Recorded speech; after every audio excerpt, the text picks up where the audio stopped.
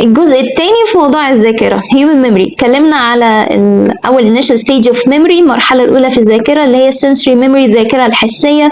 اتكلمنا على short term memory والworking memory، الاتنين قصيرة الأجل بس في شيء مميز ما بينهم، واحد بيخزن المعلومات بس التاني بيجري، يعني بيسموها manipulation of information، أو يعني بيحصل معالجة كمان processing of information، معالجة أو بيحصل نوع من أنواع يعني اللعب على المعلومات دي، يعني شخص بيبتدي يحللها ويفسرها ويربطها ما بينها وما بين بعض ويطلع استنتاجات ومعاني وكل القصص دي.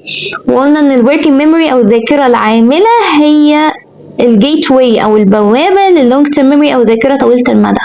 تعالوا بقى نشوف الذاكرة طويلة المدى عشان دي فيها قصة لوحدها. فيها نوعين. في نوع أول حاجة بيسموه الكونشس أو explicit memory، يعني هو الذاكرة الصريحة والواعية، وبيسموها كمان declarative memory أو فكرة الديكلاريشن، يعني هي مرتبطة بفكرة التصريح والإعلان. هنعرف ليه وإزاي. الذاكرة دي بتتكون من 3 أنواع أو 3 حاجات: الفاكتس الوقائع والحقائق، الايفنتس ده رقم 2 الأحداث اللي بيمر بيها الإنسان، والاكسبيرينسز الخبرات. عشان كده اسمها declaration، لأن بيجي شخص to declare a fact، يعني بيعلن إنه في fact معين، في واقعة، في حقيقة ما، فدي فيها declaration، يعني فيها تصريح أو إعلان. event معين، حدث هو كان متواجد فيه.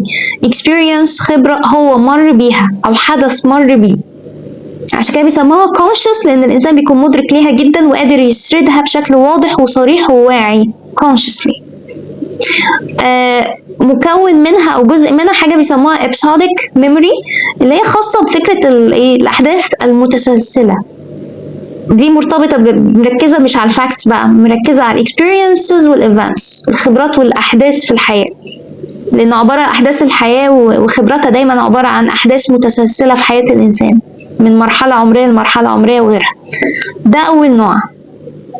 في نوع تاني بقى اللي هو مختلف شوية بيسموه implicit أو unconscious memory، اللي هو الغير واعي والضمني، وكمان بيسموه procedural memory الذاكرة الإجرائية، جاية من كلمة procedures يعني إجراءات.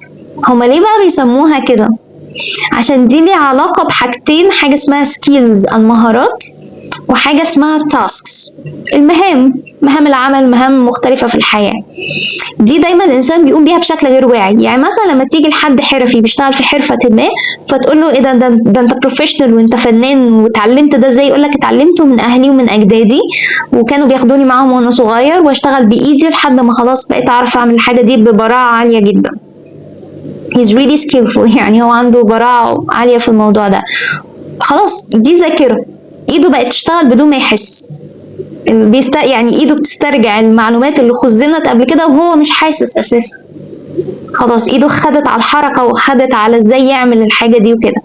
وعلى فكرة حتى ذهنيا لما حد بيشتغل في حاجة تكنيكلي، حاجة فنية، برضو ممكن تقعد جنبه تقول له ايه ده انت بتعمل حاجة بسرعة جدا وعندك وبروفيشنال وبتعملها بشكل صحيح جدا ومنظم، يقول لك من كتر ما عملتها خلاص بقت حاجة بالنسبة لي سهلة ما بتاخدش معايا وقت، وممكن اعملها وانا بعمل حاجة تانية، بتكلم في التليفون unconsciously خلاص.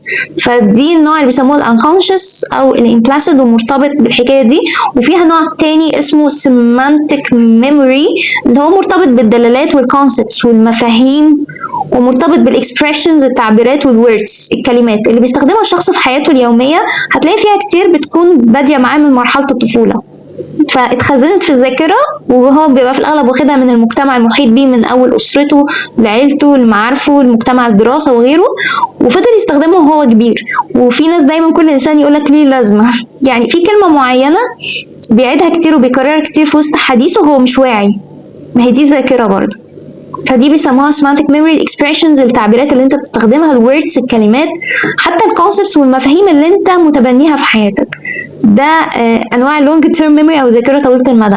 عايزه اقول لكم بقى في نوع كمان مهم جدا في الذاكره اسمه spatial memory. الناس كتير قوي بتعاني من مشكله السبيشال ميموري دي، اللي هي الذاكره المكانيه. هو انا حطيت العربيه فين بالظبط في الباركينج ويقعد يلف عليها كتير وهو مش فاكر هو ركنها فين. هو انا كنت باخد انهي طريق عشان اوصل للمكان ده. في ناس كتير مشكلتها في السواقه على الطرق، انها مش بتفتكر الاتجاهات والطرق بسهوله، ففاتحه الجي بي اس على طول، وممكن يمشي في الطريق كتير وبرده ما يحفظوش. وكمان بيسموها ال spatial relationship between objects، يعني اللي هي العلاقة المكانية ما بين الأشياء المختلفة. يعني مثلا حتى ما بين مبنى ومبنى مش عارف يوصل من المبنى ده للمبنى ده ويرجع تاني من المبنى ده للمبنى ده مثلا for example وغيره. فدي بيسموها ال spatial memory.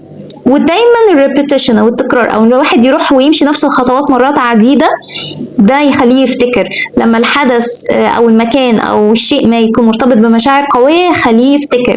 لما تكون حواسه استخدمت اكتر في الموضوع يخليه يفتكر. خليني اقول لكم بقى في الفيديو الجاي للي عندهم ولاد في المدرسه ازاي تخلي ذاكرتهم قويه عشان يحصل فكره الميموري ستورج اند ريتريفل، او اللي هو تخزين الذاكره والمعلومات واسترجاعها تبقى سهله. الفيديو الجاي بقى.